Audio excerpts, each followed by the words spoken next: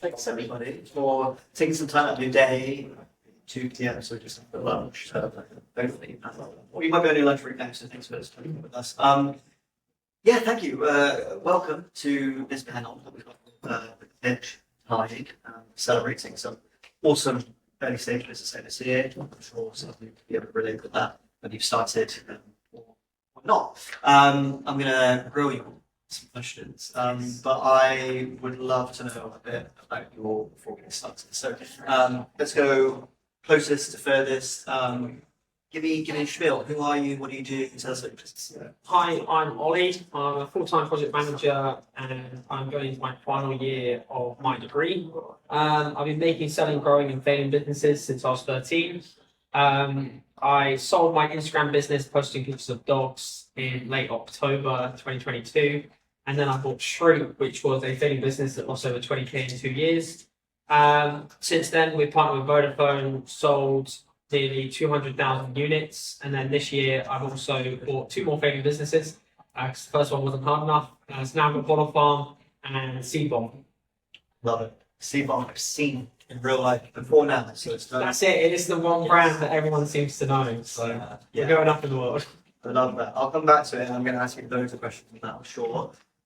Let's go next. Hi, I'm Millie. I'm a founder of Human Beauty and a disability advocate and public speaker. So Human Beauty is an accessible beauty brand that was born out of my frustration by the lack of representation and accessibility in the industry. I was born with a rare condition that affects 2,000 people in the world and 2 kidney transplants in the last 4 years. Makeup became my therapy and I really believe in its transformational power.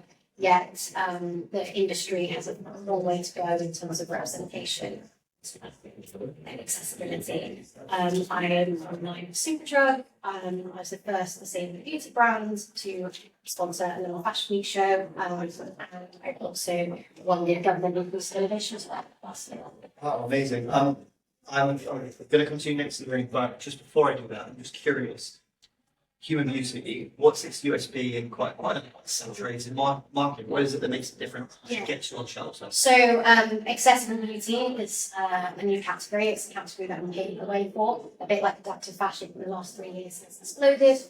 Just a few things. It's mindful design considerations that make our products more accessible for everyone. So our packagings are all square or unique shapes, so they won't roll or not come over. Our eyeshadow palettes have QR codes that lead to audio descriptions. People are colourblind, visually impaired, blind, and there's we have sensory friendly makeup, so there's intense smells, the textures are sensory friendly, so it's kind of a mixture of design considerations that make it easier to use for people who've been forgotten about in the industry. That's amazing, yeah. Just the accidental ignorance of not knowing those things, I know one thing when you say them, so amazing. Lorraine? Tell me about your business. We just had a great chat. People don't know yet, so tell me. No, absolutely. So hi everyone, I'm Lorraine. I'm owner of the Party Without Plastic, a better way to party. So we're helping people learn how to have celebrations that basically don't cost the earth, that are good for the planet and good for people, but with no plastic waste. So I'm not new to business in that I've been running different businesses for about 20 years. So you think I'd be to know everything, but I absolutely don't. And I'm here to learn as much as anyone else.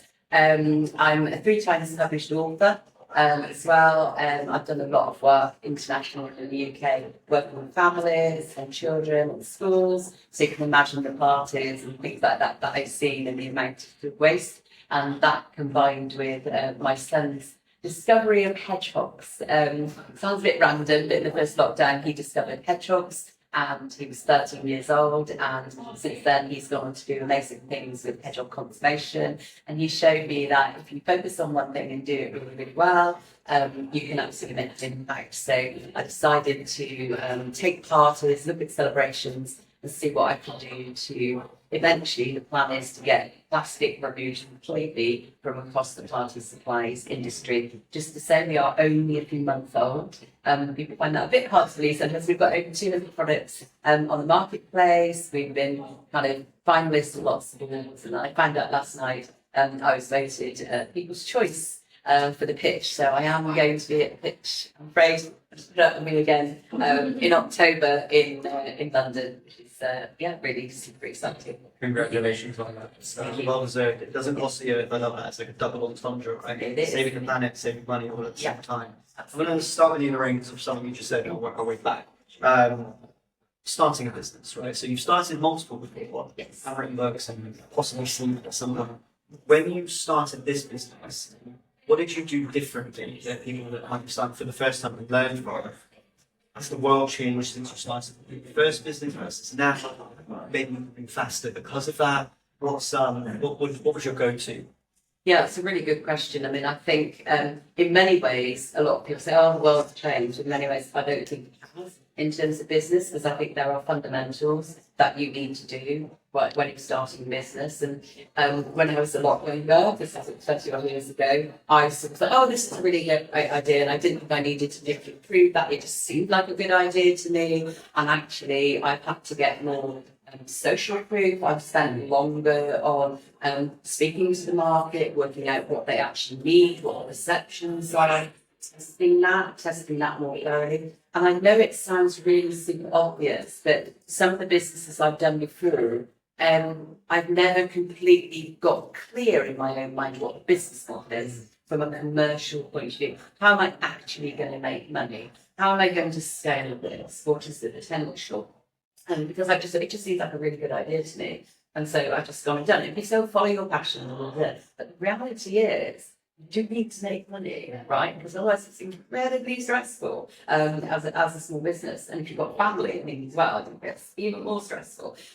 So what I did differently this time was really spend much more time in terms of understanding the market, talking to the market, what are the struggles, and then working out what the commercial model would be. So although, for example, we're quite focused at the moment on B2C, so direct to consumer, I know that there is huge potential to work into the B2B market to support corporates and event venues and things like that, things like their student markets, sustainability. So I've got in my mind now, I know that we've got a clear business model where we make money from the get-go. That's really broad from a cash flow point of view. And also, I suppose my other thing is don't start with debt. So yes, there are opportunities, there are loans and things like that, but if you can avoid that, then absolutely, so lots of people nodding, absolutely, I was fortunate to get a grant initially from a local authority as a startup. And, in many ways, I think I've always said, I was quite arrogant almost when I was younger, starting up businesses.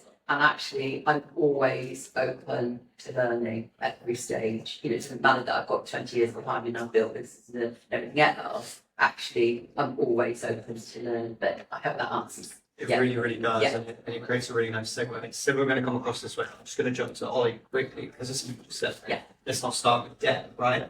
Olly, you start a business by buying. So automatically you're in the red. And then you've done that 3 times already, and I assume there's probably more to come.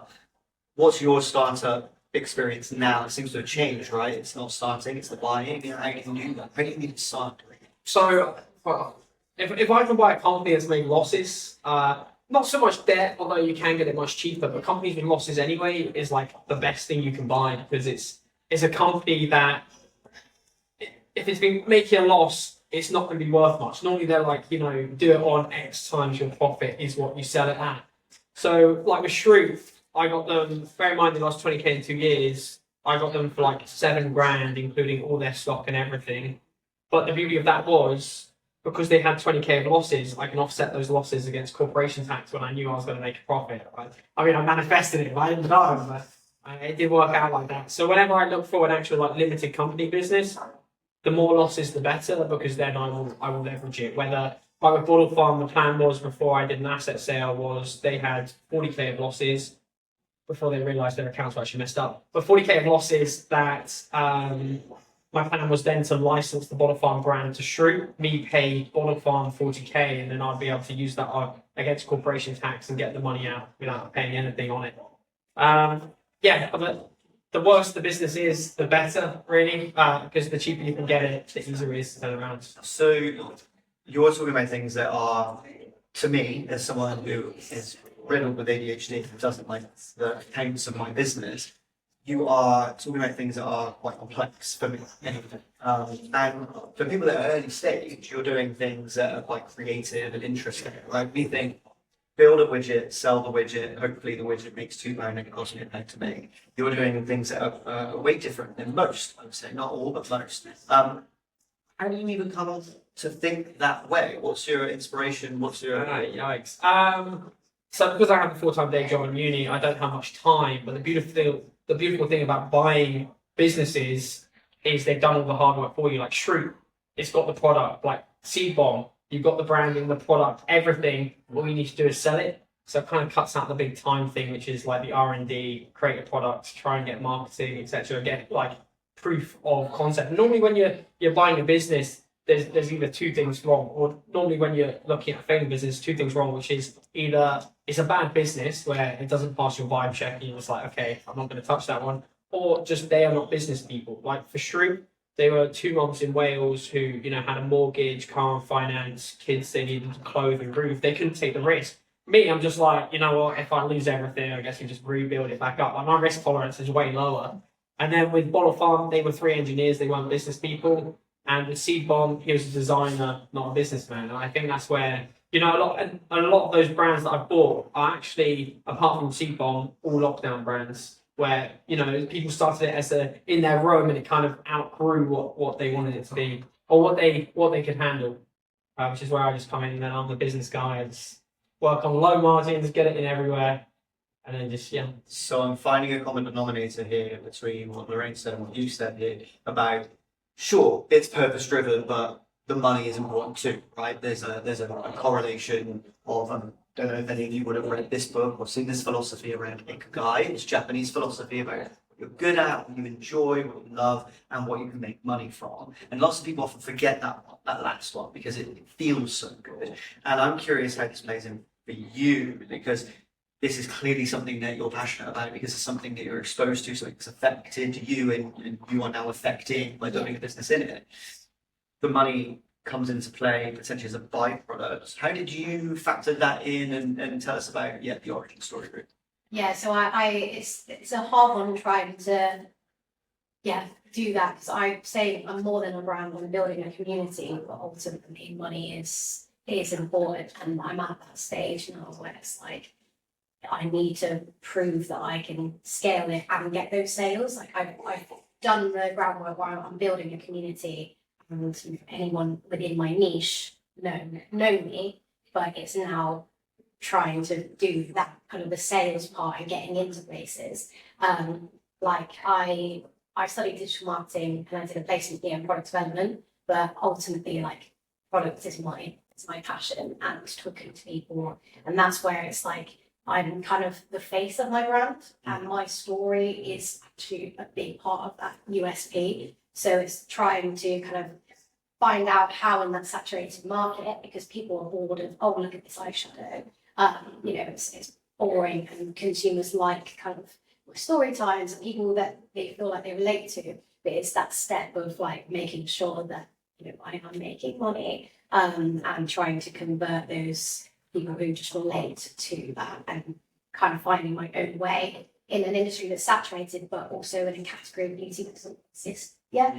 And it's about like protecting myself for ultimately when the big brands do see what I'm doing and be like, we need to do that. So it's basically, that's why I do a lot of public speaking, and I am more than just human beauty, because ultimately when the brands do catch on, I want to be there and bring them along with me. Interesting. There's a question that I want to come back to. You touched on personal brand, so I want to come back to that. But just while we're on the topic of starting a business, I'm really curious, slightly rhetorical, but it might take us in a direction in the conversation here, about the biggest challenges you have. Just like quick fire. Just curious, what's the thing that usually gets in the way if you started before, or the thing that got in the way this time and might still be in the way now? What are you trying to overcome?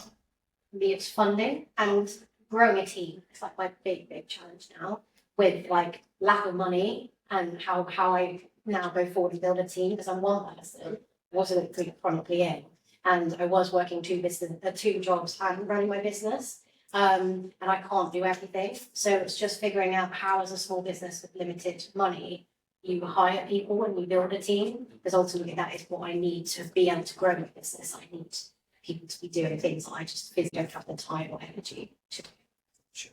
Right. I can relate to that completely. I mean, I would probably focus even more on time actually, and I think as a solo entrepreneur, it's really tough, and I think there's no point saying otherwise really. And you're on your own, and you have to make often quite difficult decisions. And some days I'm like, do I focus on this? Do I focus on building? Should I focus on building the products first? Should I focus on building a team around me? Should I focus on social media? And there are only so many hours in the day, and I have long-term health issues too. So I'm also, trying to manage that, have a family, and you're trying to do that, and you've got that pressure all the time about kind of making work and making money. And I think sometimes it's just making sure that the way around that for me is trying to surround myself with people in my network, good people who I wouldn't necessarily call them mentors, but they're people I can go to and message and say, I'm just really struggling today, like, getting my head clear on what I need to focus on. And actually for part of that plastic, one of the biggest challenges was actually we outsourced the IT. So we built like a massive IT infrastructure that rivals any of the market. It does everything that any marketplace you can think of, no names being mentioned. We can do all of that for our sellers and for our consumers. But we've had to do it quite creatively from a financial point of view. But it meant, so working with an Indian company, so I was getting up at 3 o'clock in the morning because of the time difference. And actually that's been a massive challenge, and just sort of say, well, yeah, we want this, but we don't want that. And you have to be so clear in your mind what it is you want to do. So that's definitely, like, personally one of the biggest challenges. But it is about time and the time pressure, and just going, what am I going to focus on today? What am I going to do? There is only one of you when you start off, right? And you know that. And I know I need to build a team, and I am doing that, but that takes time. So while you're in that situation of starting building your business, you have to find a way to look after yourself in that. But ultimately, I suppose the passion drives you to even hear it when you're speaking. It's just, that's the bit. Yeah. Love that perseverance, knocking down those walls. Ollie, do you resonate with those? Anything different for you? Yeah, my one was time as well, and yours as well. It's trusting someone else to come on board. So I just do it all myself in my free time, and Google Calendar is the only way I juggle everything. But yeah. Yeah, I'm blessed that some people climb mountains, but my passion is selling dirt to adults. I'm in the right area. I love that. So this is kind of statistically, like, I guess, amazing for me to hear, because of what I do. I realize I introduced myself, I should probably do that. So my name's Ash Phillips, it's up there, and I run an organisation called Rebellious Co, and we build initiatives that help unreasonably ambitious people. That's what we do. We do that for events. We run events across cities, for the year. We belong to them for free. It will always be free. Try to lower the barriers to entry for everybody that needs it everywhere. And then we also have a community, because the sense that community is important, surrounding yourself with the right people, where you could get amongst those people, get their support on demand, get somebody to kick your ass if you need it, and then and as a result of that, been advising and mentoring founders for 5 years, to the tune of about 1,000, I think, at that time, which is kind of a bit crazy. And also, and thank you for saying this, I'm also putting my hat onto my founder hat back on and building something new, which seems to be a virtual co-founder in your pocket to give you the extra person that you'll need when you're not trusting enough of somebody else, or in most cases, have the money or time to give to somebody else. So it's good to hear that there's a gap in the market at least. But also comment on what you're saying about you being your brand. And I think when you're a solo entrepreneur as well, you are your brand, and it's that whole thing people buy from people. And one of the things I really struggle with is getting myself out in front of the camera. People, when they listened last night, I just really struggle. It's really hard just even being here, knowing it's being filmed and things. I'm just really bad at that. But you have to do that, because actually, you are your brand, and it's amazing, right? You represent that amazingly, and I think that is something you have to do, but it's really difficult, and no one can really do that apart from you, particularly when you're starting up. You have to put yourself out there. You have to go over that to that comfort zone and cross that line a little bit. Well, that, somewhat surprises me because as a three times author, much like an artist, tongue in cheek here, but Yeah. often the difference between a good or commercially successful artist and not is personal brand. You can put a dot on a canvas, and if you can convince me that it's art, then maybe I'll buy it. But it's convincing that's the important thing. But it is evident across all of you that personal brand and marketing by extension is really important. And so I want to come on to that really. The start with you, Millie, the personal brand piece is fascinating because people are buying you, they're buying a product. And I assume social media probably plays quite a large part, each of them in different ways. How are you attacking that? You mentioned story time and stuff, so I'm curious. Yeah, so we have like content pillars in terms of like we have makeup videos and story times around my disability or things I've gone through, or we call it ableism in the wild, where I just talk about stories of people that said outrageous things to me. You never think that people would. But I do it all while I'm doing my makeup. It is really engaging. And I've got like a LinkedIn series called The Chronicles of a Chronically Ill CEO, where I just try and be really transparent about what it's like. Firstly, being like a young female entrepreneur, but also having chronic illness on top of it. So that's like, I think, the good foundation where people can relate is a huge one. And especially within beauty, when there's like just so much noise out there and things that come out about brands that aren't great. It's building like, once I've got a customer, they're a customer for life. Like they come back time and time again. It's just being able to like reach them and being able to kind of set myself as a thought leader within my industry. So hopefully, when the beauty industry does, so like we had Cosmopolitan doing a piece on how the beauty industry is forgetting about disabled people, and they saw a blog post I did and then asked me to basically comment on it. But yeah, it really, I come first and people buy into me first, then the products. It's also really difficult because beauty, there's a lot of trust, and if you can't see it or feel it, it's an extra barrier. So if I can get people to invest in me first, then the product. So true, and I think it's an important lesson for all of us to learn, because whether we're extroverts or not, personal brand is something that can come through. This is the thing that is the asset we own without any other assets. Before buying a bunch of stock, it's the thing that we have, which is the story. I guess a much more extreme example would probably be in your industry or adjacent industries, the likes of Kardashians or Rihanna with Fenty. Before anybody owned those products, they still bought the product because they believed in the same values of the person driving the business. So, especially in an industry like mine, where there isn't really much innovation / like you can't patent anything really. So like ultimately, like very high end luxury brands also make their formulas in the exact same as like Superdrug type businesses. So it's all the exact same product. It's all about branding. So that's why having a unique story, a USP in my industry is like massive. that's both the most liberating thing, but also the scariest thing to hear, right? Because it sounds like the difference between great success and a great product isn't necessarily the difference in the ingredients, but it's the difference in the messaging and marketing, which is great because if we're good at that, we can build a great business out of it. And it then means the product doesn't need to be any different. As someone who owns multiple different products, Olly, how do you tackle social media? So I jumped on your Instagram and I saw the post, the Vodafone post, all the piles of packets on your table, insane, huge number, and a great post, and really visually eye-catching. Is that on purpose? You just take a picture and you're like, oh, let's just take a snap of this, or did you... So I am, if you actually look any further in Instagram, you'll see I've not posted since I bought that business, apart from that one post. Still work. I don't know. No, brilliant. But what I did do is when I bought Shroot originally, actually 3 days before I bought Shroot, I was like, look, how do I get people to buy this product? And I was like, I mean, we've still spent £0 on marketing, never spent any money on marketing, mainly because I'm too scared to spend money on marketing. But one thing I did do was with Shroot, I created on TikTok a buying and failing business series. And I think we got to like part 55, where I was just giving them like the raw behind the scenes of like the chronicles of running a failing businesses, like all the problems, trying to make it profitable, etc.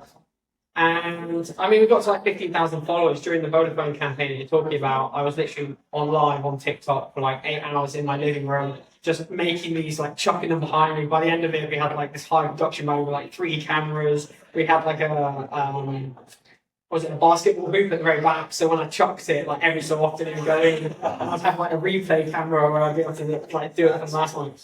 But yeah, so and in one night, I mean, we sold like $6,000 worth of stock. I say we, it's just me, but yeah. And then I really do hate social media, so I stopped it. But I've been thinking about restarting it. But again, I just time like you can spend like an hour and a half creating content for a video, editing it, uploading it, for it like not to do it. And I could spend an hour and a half doing something so much better than that. So yeah, I tried guerrilla marketing instead, where I just like with Vodafone. They're paying us to put it in the hands of customers, and that's a better return on investment than any Facebook ad I could do. Just to make sure that we're transparent here, guerrilla marketing will be the activity of doing things slightly differently, just going against the grain, possibly and ideally not spending a huge amount of money. Just thinking outside the box. Think outside the box. To try and make a big impact. Yeah. But social media does have huge gains with personal brand amplifying it. We've got photos and posters of Simon Swith everywhere around here. You've got the grant thing that's happening as well, right? So all of these things are going on, and it was probably just a bunch of YouTube videos and LinkedIn posts for Simon that got him to 2 million followers, I think. He's got across the channels. I'm sure you guys are close behind. So it's on social media for those of you using it, and favorite platforms. Sounds like TikTok's a big one for you with replays, but LinkedIn, you've got loads of followers. I thought I had a bunch of you. I'm smashing me out. Lorraine, are you using social for this brand new business that you've got? Yeah, I mean, we're still very new, so we're not in big numbers, we're in hundreds, Sure. Sort of 500-600, I think, something like that at the moment. The followers of this will all follow you, and we'll get that number. Yeah, absolutely, absolutely. Classic party on Instagram. So for me, I think I'm really picking up on Olly's point about time and where you and I think you need to think about where do your potential customers spend their time. Okay, it's not where you like to spend your time; it's where your potential customers spend their time. For us, because our products, it's all about visual. So we at the moment focus on Instagram and Pinterest. I do actually have someone who helps me with my socials because it's time thing as well. So transparency, I do have someone who's super good at that. But that can't stop me also doing stuff. And one of the areas I really need to get into is TikTok. Okay. And everyone says to me, you really need to be on over TikTok. For me, I absolutely can see why, but I need to be really clear in my mind. What are the messages? Who am I trying to reach? Are they there? That's the first thing. And also, what's the purpose? What am I trying to say to them? And there's lots of things. So I've been talking to people here over like the last couple of days, and people say, "Oh God, I didn't know that." So I'll talk about balloons, so natural latex balloons. They're often they're biodegradable. They're not okay. The natural latex is biodegradable, but once it goes through the manufacturing process to make balloons, and they have plasticizers added and pigments and colours to make them all pretty, they cease being a natural biodegradable product, which is why we don't have them on our site.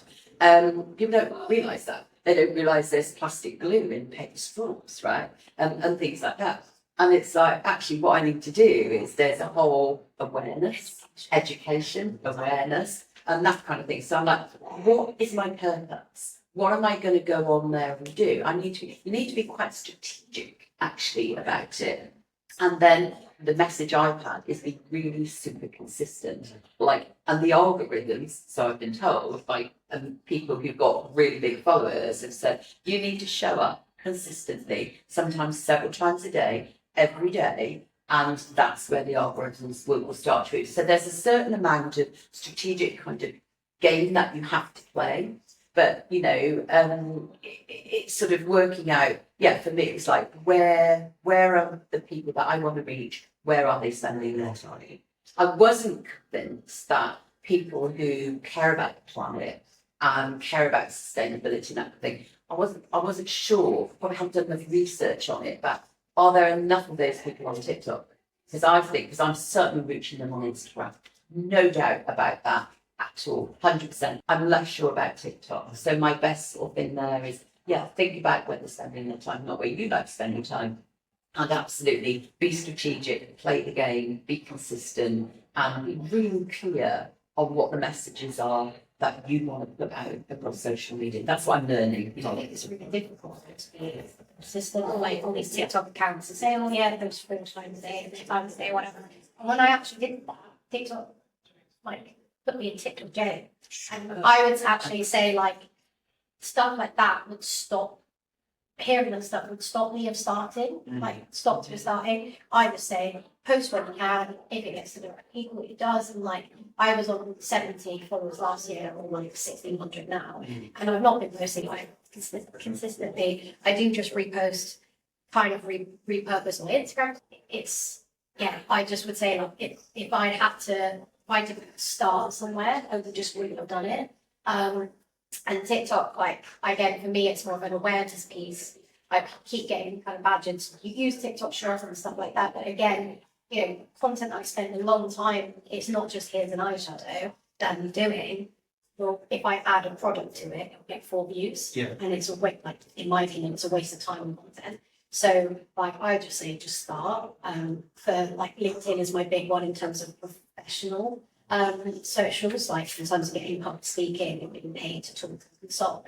Instagram is where my clients is, a lot more engagement, and TikTok will come, but it's like Instagram is where it feels kind of personal if you get people, because even if you get a viral piece of content on TikTok, it doesn't need views to be followers. It's more like worthwhile engagement, whereas on Instagram, people are really engaged and know my story, feel like they can message me and stuff. I agree with that. They're definitely engaged, and absolutely. I do think you should do, and just you talking about an education, just like the glue in a thing. Because I'm getting that really consistent message through. The pasta straws. The pasta straws are amazing. And I think LinkedIn, just to follow up on Millie's point as well, LinkedIn I absolutely use as well. And that's been a big growth area for me, for your professional support. Yeah. And that network and that level of support, you absolutely need it when you're starting a business. 100% LinkedIn as well. What you're both all talking about here, really, I'm glad you brought this up, Millie, is about like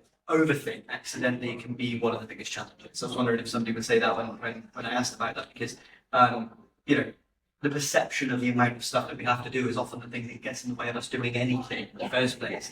And I do workshops on personal brand with families often, and we talk about, you know, what should I be doing, how should I be doing this, and they're overthinking it already. The personal brand is a byproduct of the things you already do. It's not an extension on top of you being you.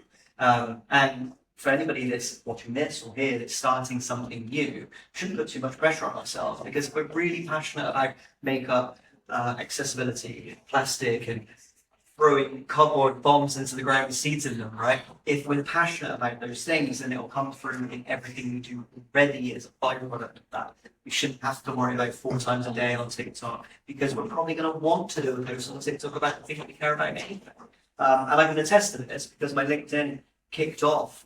Always kicks off more when I'm a bit peeved about something, I'll moan about something, and it'll be the most genuine thing I've said, really, because people will love it, and I'll get a DM saying, wow, the content's really great. Same with TikTok. Like I did on my personal TikTok. I was in the car at the hospital. I was just moaning about parking. It's like 50,000 views or something. And people, but again, it's like if you just pick up your camera and just start talking. Yeah. That's what people want and relate to in like on TikTok. It's not a polished thing, but as a perfectionist, it is really difficult to just let go and be like, that's why my personal account, I just pick up stuff and just do it. But it's actually, it's that like, oh, it's a brand account. It should be, it's like, that's not what it works. It's just, and that's something I'm still trying to like learn how to do. And you could pick up, there's lots of things in the news about plastic pollution, and there's all sorts of bits of legislation. And I get alerts, so I get daily alerts, so I can see, so I don't miss things. And I'm like, oh, that's really interesting, and definitely I concur. Where I've put posts and I've gone, oh, this is the latest on here, this is my take on it. And actually, have you read about, so the whole ethical fashion about what's happening there? It's not directly related to parties, but it's certainly related in terms of transparency and greenwashing. And there's a big bit of news about that a few weeks ago, and that went crazy in terms of, and I put my take on that as well, and I said, what do you think? So you put it back and you say to people, let me know what you think, and that is inviting that engagement. So yeah, you could talk about your own experiences, but you can also find things that are in the news and just put yourself out there, make a comment on that, relate it to your brand and what you're doing, and that will also get big responses as well. Thank you. I'm going to come to you guys for some questions in a second. So if anybody has any, put your hands up, and I will come to you. I want to talk just briefly about like operational stuff, boring stuff potentially. But of course, the systems are sponsored by Tide, and they're a bank, and we all need a bank. I mean, you need 3 or at least, if not more. What are the things that you wish you'd known when you started from an operational point of view? I should have known and probably should have figured out getting a better accountant from day one. Loads, luckily the one right now is pretty good, but I've had many battles, and I wish I could. What are yours? Are they banking related? They might not be, or is there anything else that you wish you'd known when you started? Oh man. I was gonna say, you're saying stuff and you're like, oh, what do you wish you could have done at the beginning? I don't know. It's genuinely, I mean, Just good at it. I got my QuickBooks, I got my accountant, we're all good. Yeah, honestly, I don't have anything to give you guys. I'm sorry. I like that. It sounds like you're doing okay though. Yeah. You found the right people at the right time. Was it the same for you? I had an account from the beginning Sure. because numbers is not my thing. Mm. I think like I'm in that process now. I need to start like operationally in terms of I just have a storage unit and I ship everything myself. Sure. But I'm on kind of the cusp of things properly kicking off where I could be selling hundreds of units. Yeah. So I need to like figure out how on who is going to do the orders because I can't be the face of the brand and packing orders when it's that volume. And also like shipping and protecting yourself in terms of like mail every like trying to figure out how I can get my packages to my customers in the cheapest way, but also the safest way because it costs me in money and also right. So I think that's like not something I wish I'd done, something I'm doing now is figuring out and I probably wish I could put it in. It's difficult finding the right time when to start spending money on things like that. But I think that's my biggest thing is I just need to start outsourcing stuff that isn't worth the time, like also doing like all of the shipping one by one myself. Otherwise, as we say, time is precious. Probably can't do all that. So. I think at the risk of being boring, I would also say accountants, but I mean, again, I'm really pushing. I have the same accountant all the way through my different businesses, but he's the kind of person who has big corporates as his clients and they pay big bucks, and then he helps smaller businesses at much smaller fees, but he's like ex big banks and things, and he basically is so much more than an accountant as well. So I'll go to him like for mentoring in terms of things like do I need to pay money out of this, do you think, and that kind of thing. And that's been amazing. And I think if you find the right person and somebody who really understands what the genuine challenges are of a small business, that makes a huge difference. I'm always on the lookout because we have obviously we're online predominantly, so I don't do many pop-ups like this, so having the Tide option is amazing. So we're taking sales yesterday and that worked super well, right? We had a card reader as part of that, and that was just brilliant. I mean, the whole Tide system works absolutely brilliantly, and the lower the fees the better, so you just have to keep looking for the deals. A lot of banks will they'll draw you in and then they'll start charging and things like that, so never be afraid to move around. It's like in the personal life, isn't it? It's the same with that really. And I think the other challenge for us is around legals actually. So we went through, we've registered trademarks. So I've got through so many trademarking. It's kind of like I do that in my sleep these days. And you do not need, let me tell you now, you do not need lawyers, right, to take you through all that because it will charge you a lot of money. There's an amazing system called Right Start through the IPO, and they can hold your hand through that at a fraction of the cost, and you still come out with everything that you need, particularly in terms of trademarks. Patenting is much more complicated. I'm sure you'll know a bit about that as well, Olly. It's much more complicated, but trademarking really doesn't have to cost a lot, and it's understanding that and looking around. So rather than jumping in and saying, oh right, okay, well I need to do this, I want to protect my brand. Actually, there are clever ways of doing it that can save money. You're always thinking about the money, because it's like, if I spend my money on this, it means I can't spend my money on that.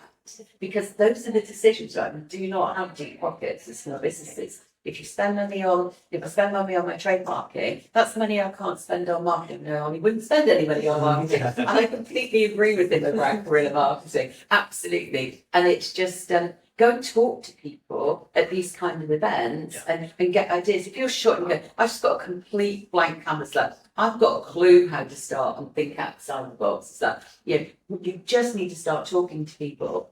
And they will say, well, have you tried that bank? Or have you tried looking there? And I've just given you a top tip about trademarks, right? Just go and talk to people and get the ideas, and they will point you. And then you make the decision for what's right for you and right for your business. And I would say just on the accountant thing, something I wish I had is something like that where I have not just an accountant who deals with everything, because numbers aren't my thing. I need to know my numbers better. Like, I know how much it costs and how much I sell it for and margins. But other than that, it's something I really need to like get better at. And actually, if I had an accountant who was a lot more involved and was a smaller thing, I think that would be much better. If you're starting out, you really need to know your numbers, and like that's like I could in terms of sales, not something that's like my expertise. And I think if you're a starter, you don't just pay like a big accountant or get someone who can hold you through it, and they're doing it for you. Someone who can teach you what it's doing. So like when they're not there, they're not there. You can take it. Something I would really expect. It's a cheap plug here, but you can do your cash flow forecasting and manage your company cash flow with Tyler. So what is the notice of that? Ollie, before I come to you guys for any question, just on the same kind of vein that Lorraine was talking about, anything that you habitually do now every time you buy a new business that you possibly take for granted now, because you're like, oh, it's just a normal thing, and people might not know. Tell my accountant I just bought a new business. Do I need to do anything? How do they react when you tell them? They're normally like, oh, do you need another one? I'm like, yeah, this one was definitely needed. But no, it's just, I have my kind of new business onboarding checklist, which is steal all the accounts, get the email, hack into the rest of the accounts, change all the details, and then pretend nothing happened and go business as usual. Which is where I receive my right now. Some interesting words there, all legit. Yes. And when I say hacking, that is consensually the insolvency practitioner said I could. So That's just forgetting your own password. try and get all the accounts ready. So unless there are other questions here, the final question that I've got for all three of you, let's go in this order, are what have you got going on right now? Where can we find you? What can we buy? How can we get it? So course available via LinkedIn. If you ever have any questions or get lonely at night, I am chronically online. And then I'm available via Amazon. We have our own shop, so shrew.co.uk, kabloom.co.uk, and any Waterstones that you see, we have one product in there. So yeah, love range. So you can find my products like Superdrug and humanbeauty.co.uk, and we're Human Beauty LDN on all socials. Love to have the online community, and again, connect with me on LinkedIn, because I love to share knowledge, and I think being able to have conversations like today is really important. Great. Yeah, part of that plastic.com, that's where you'll find us, that's the marketplace. So can browse, you can get everything from edible tableware, as you found that earlier, which is amazing, all the way through decorations, party favors, bags, beeswax wraps, and everything else in between that you might need for parties, weddings, hen parties, all that kind of stuff, with zero plastic. You can find us on Instagram and Pinterest, and absolutely, like Millie, please connect with me on LinkedIn as well. That'd be amazing. Yeah, very happy to give support, just give my view, give my take. Not mentoring, I just give you my take on what I think about something. Absolutely. Yeah. Thank you. Well, I've been Ash Phillips. You can find me on LinkedIn. The guy with the profile picture. We've got an event coming up, possibly in your city. We've got a Rebel meetup. Google it, you'll find it probably. Thank you to the pitch for organising this. Thank you to Tide for sponsoring this. Thank you for being here. Thank you for watching. Ollie, Millie, Lorraine, thank you very much. Thank you. Yeah, so question. Yeah. Yeah, great. So, hi Lorraine. Hello. What's up? I'm Solomon. So, Basically, what I wanted to ask you is, so you said that used to be an author, right? I don't know if you still are, you're still interested in it, so you still write stories. I still write here. Yes. So like, even when I spoke to you yesterday, I really like the story that you have like behind your brand because they see your story, and like from listening to you, it's kind of like I've invested in the protagonist and then like metaphorically speaking, like ready to click over the next page, and I'm kind of like wanting to see what happens. You know what I mean? I'm like very invested, Okay. and I'm interested in writing stories that we both like. So like, what would you say is the best thing about crafting a story? Because you know you have many brands in your story. It's like you can have a big cast of like thing like plot lines. Do you know what I mean? Very complex. Is that like are the stories used to, Yeah. or what that you do or right now, are like Yeah. what kind of stories are there, like adventure or like fantasy? Like, Yeah. what? Okay, so my books are actually non-fiction in terms of what I write. So they are so I've got three published books, but I do continue to write, but I write blogs as well for my current brand, which is built around kind of awareness and education and things like that, and telling people you can have amazing lives. Yeah, fantastic. And it's really interesting because actually, it's really interesting on what you said about complexities, because stories are, you know, and the whole storytelling thing is what brings people in, engages people in terms of their brand. And I think the difficulty with that is it leads to the overthinking thing as well, is that it can become stories can be quite overcomplicated. And actually what we need to do is kind of simplify that story as well, because otherwise we kind of lose the theme of that story through all the different characters and different elements and things like that. So, you know, if you've got someone engaged and they're on the first page, it's kind of like, right, what's the one thing that's going to take them to turn over to the next page, if you like. Does that make sense? So it's trying to you know, for me there's a lot of threads and a lot of complexities, and that's what's come from sort of 20 years of running different businesses and that kind of thing. And writing is a really difficult process. I mean, two of my books were published on a contract, and then I decided to self-publish on my third book. And it was interesting because actually you'd think the contracts, the having your books and everything would be easy. It was the most challenging because the editing process of that was people go, well, no, you can't put that. And because you're so close to when you're writing it, it's like, that's my story. That's the stuff I want to put in. And they're saying, no, actually you don't need to put that in. And that's really hard because they're taking away, you know, your story. So it felt I had a lot more control. So I definitely recommend anyone out there thinking about writing, go at self-publishing, not vanity publishing, that's a little bit different, but genuine sort of self-publishing. And just, you know, what is the journey that you want to take your readers on? You know, what's the beginning, the middle, and the end? Sounds really basic, but, you know, when you're in it and you're super passionate about things, you can lose it. So beginning, middle, and end. Is that how you kind of like balance it? Because you have like a lot of characters, so to speak, because you said you have like 200 plus brands or like products on your like range, right? So Yeah. you're still taking the like reader or the customer on like one journey. So every single one of them has to that journey in Yeah. any way, basically, but it's still one single.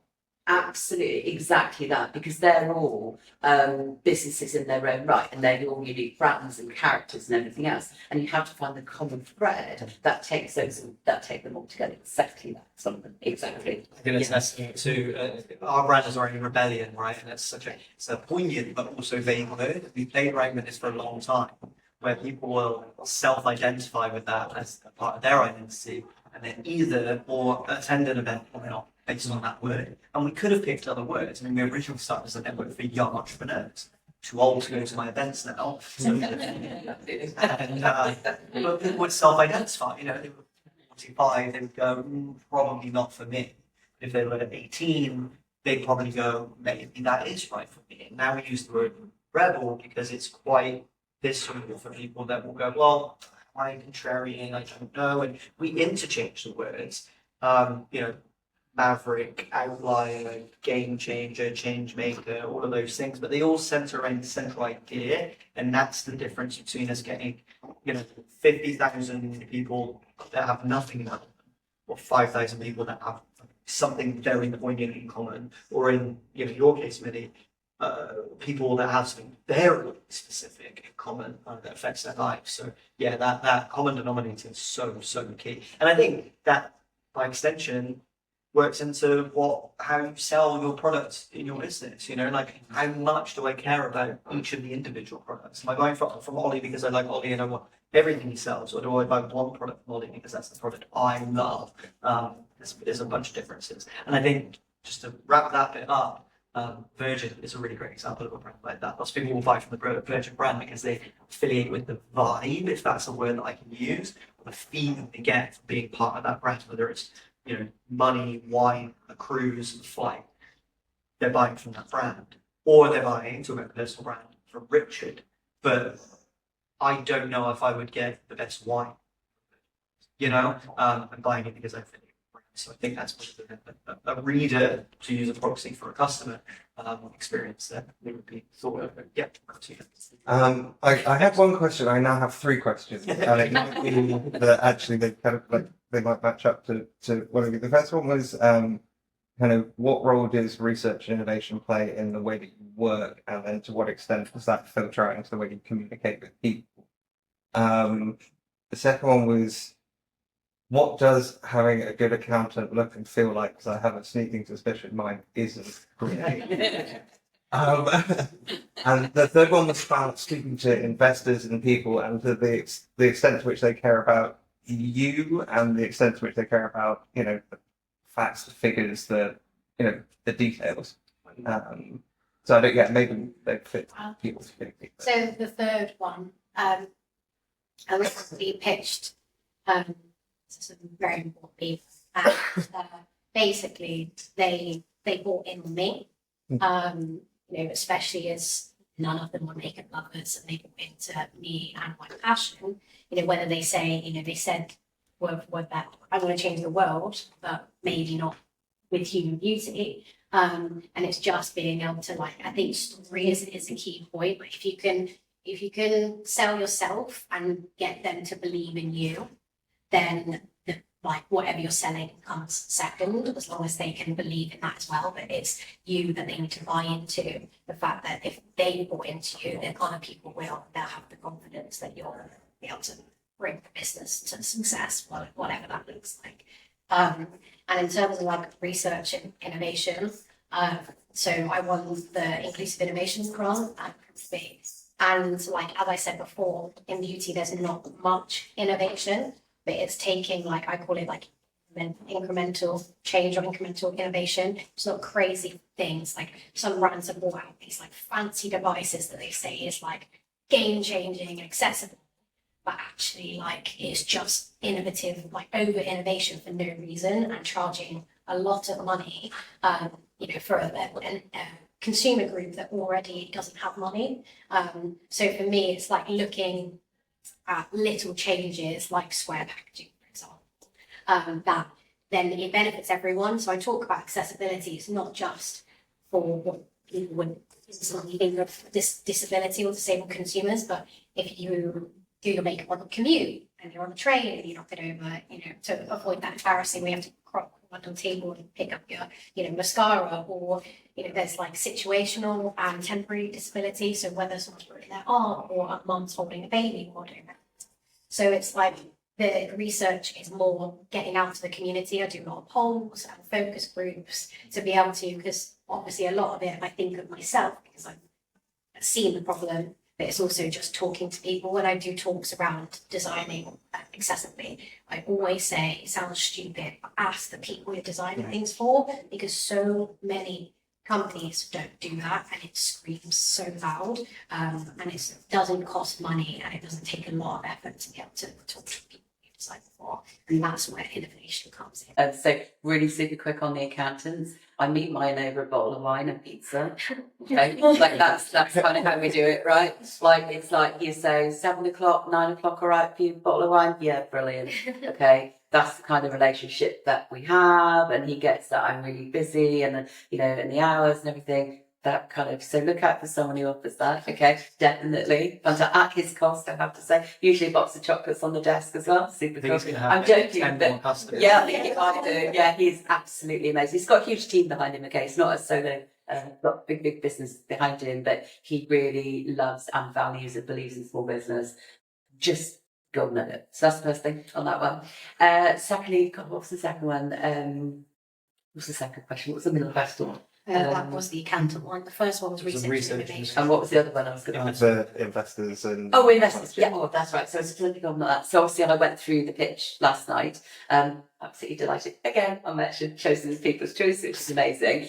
Which I didn't expect. Now, part of the reason I did not expect that to happen was because, whilst absolutely what Millie says, they are absolutely buying into the person. Okay, they're investing in the person as much as they're investing into the idea. 100%. However, it rather depends on who the investors are, angel investors or VC or whatever, because I've gone through investment myself in a previous business.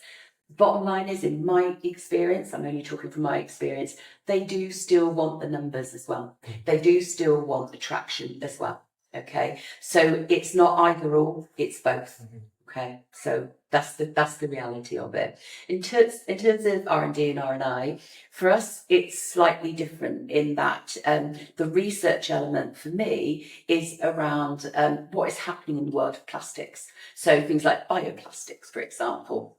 So it's new to me. That is not my background. So I have joined the Institute of Environmental Sciences. I'm a member there. I also study. So last year I passed the first set of exams looking at sustainability skills with the IMA. I'm now studying further so that all my learning can then be applied. But there is just masses of research to be done and understanding of scientific research around plastics and bioplastics so that I can make decisions about, do we put that on the marketplace or not? And bioplastics is one of them. Okay, there's a lot of work going on in that field. You'll also hear about plastic eating bacteria and things like that. There's a lot of stuff in the news about that. Still very, very early days. So I have to keep in touch. So we're looking at collaborating with an environmental sciences department of a university and linking up with students who are doing that. And because I can't do that on my own, right? I haven't got that background. I want to learn. I am learning,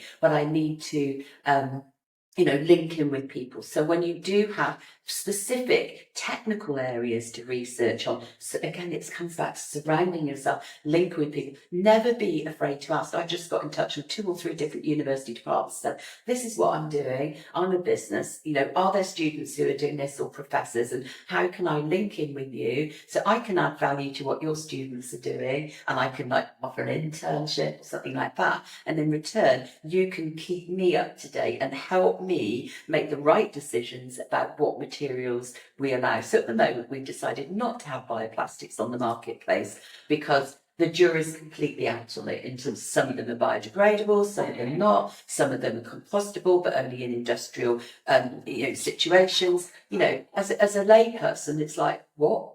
And I'm trying to do all the hard work so that people can come to me, so it's a trusted, transparent marketplace. So in order to do that, at the moment I said no bioplastics, but the whole research thing is don't do it on your own either. Absolutely get people involved. Is that helpful? Yeah, brilliant. Olly, innovation, investment. I can't help you with anything apart from accountants. Doing this. Pizza. I'll do the other 2. Yeah, so the best thing to do is get a recommendation from a friend. Like all of us have said that we love our accountants. Obviously, you don't love your accountant. I never see them. That's the problem. Well, yeah, and also, I think I need someone who, like I said earlier, that can hold my hand and actually teach me what they're doing, rather than because you were saying earlier about doing all these complicated corporation tax and stuff. When it came to pitching, the other day I had to pitch all my figures down to the P's and stuff, and I just memorized it, and I couldn't tell you there were certain things that my accountant had done, basically saying that I was paying myself for tax reasons. I had no idea, and I hadn't been paying myself, but he was like, oh no, that's for tax reasons. And again, he's talking to me like I am another accountant, and I have no idea what he's talking about. So that would be something I will be doing in the future, is finding someone who can explain to me what is actually going on, because it's quite scary if you don't know what's going on. But yeah, stage 1 is your accountant should be able to save you their fees overall in your if your accountant doesn't save you what you pay them, at least then you've got a bad accountant. But also just ask your friends, because a golden accountant, they will tell you, like, my accountant is bloody golden. I mean, we don't get pizza or wine, but I can't buy that. I don't have the time for it. You make the time, trust me. I buy myself the pizza with the savings he gives me. Yeah. So definitely, I mean, if you ever need an accountant, I can tell you mine, but they're decent and they just, like, you got a good one if they're happy to explain to you when you do have those things. So, like, the only stuff I know is because of my accountant, just me asking, like, why do we do it like this? And he's like, this is why. And then, which is like just free knowledge under the whole thing. And then also just making sure that you get your money's worth. I love that. You're absolutely right. Definitely get your money back and more if you can. And accountant is, if you ask those questions and accountants go, well, it's just because, just why birth, right? They should be happy for you to question everything. Like, why are you doing it that way? Why is that? They should be absolutely open to having those conversations with you about it and helping you understand it on a money level. Yeah. So I'm just going to bring up one thing on innovation and one thing on, or a couple of things on investment. Innovation stuff, slightly contrarian, but there's this old adage called the mum effect, right? You can Google it if you're not familiar, but it's about asking your mum, she'll tell you it's great, right? We want to avoid that, and that does come from speaking to customers and potential customers. But if you'd gone to a taxi rank before Uber existed and said, wouldn't this be easier on a phone, most people would just be asking for cheaper taxis. So there's an element of intuition. If you're thinking about an idea for long enough, and it doesn't fall off what I call my idea shelf, which is just, I put it there in my head, and if it stays there for long enough, there's a reason. And if I'm thinking about it for long enough, it's probably because I've had lots of micro signals over time. They've all added up for my brain to go, this is a good idea. I don't know why yet. I should pass that through people that are telling me, actually, yes, should. But in some cases, you might need to take mini leaps, just mini leaps, to bring something out, to get someone to go, oh, I get it now. I'm not saying build a £500,000 app and then take it to market and find out nobody wants it. I'm saying MVP, that picture of the skateboard, the bicycle, and the car, not the car with like the wheels and the engine, etc. So that's the first thing. On the investment stuff, two things to add on to what Millie rightly said here is I think first and foremost to understand the motivations of the investor. Angels VCs are motivated by different things. There's a great article out there by Matt Pennycard on Medium that's called Venture Returns or something like that. It basically talks about the unit economics of a VC fund. Sounds really boring. But what it does, it helps you understand why a VC invests. And if you understand why and how a VC works and why they invest in you, you can figure out, one, if you should waste your time chatting to them in the first place, and two, what you should say to them when you chat to them. They're looking for outliers. They want £1 billion returns. And that sounds pretentious, but it needs to for their firm to work. Lots of VCs fail. Arguably more VCs than startups fail, but they won't tell you that. It takes 15 years to find out. So you potentially are the thing they need to succeed, not the other way, right? And going into a meeting armed with that gives you the chip on the shoulder, because without a great startup, a VC doesn't have a business, and so they need to invest in you. And then that brings me to my final point about VCs, which I say, ironically, as a plucky Brit, right, that is self-deprecating, working class guy who has a weird relationship with money, in that the difference between someone getting funded and not is exactly what you were talking about, which is the confidence to the point of almost, and in some cases, actual delusion of a founder in the fact that product is the next biggest thing, right? I'll use an example of Adam Newman. I don't know if you're familiar with the WeWork story, but Adam Newman built a co-working company. He was renting desks. Not the most innovative thing in the world. It got to a valuation of $42 billion before it went down to 9 and never floated. Only 9 billion. And that company never made a profit, ever, until he left. And now I think it's just about there. It just got out of bankruptcy. That would have been more for you, Olly. Yeah. And the point being that it was his ability to tell that story and sell it to people that got them to join the community and support along the way and fund it and give him huge amounts of money to get there. Privilege in his background, maybe privilege in his gender, maybe privilege in a bunch of things, the circumstances. But the difference between winning People's Choice next year or not might be you being just a tiny bit more confident or quote unquote delusional about the fact that your product is the next big thing. And for me, with my investor hat on, which I've done a couple of times, that's the thing that will convince me whether this person's going to get out of the bed in the morning, every morning, for the next 4 years to get us there. And yeah, so I think that helps a lot of traders when they're pitching. But if there are any more questions, you guys are in the pop-up for a little while longer at least, so ask them and check out the products, they're amazing. Thank you all for joining us, thank you guys for having us, and yeah, we're here for the rest of the day, right? Yep. Thanks, cheers. Thank you.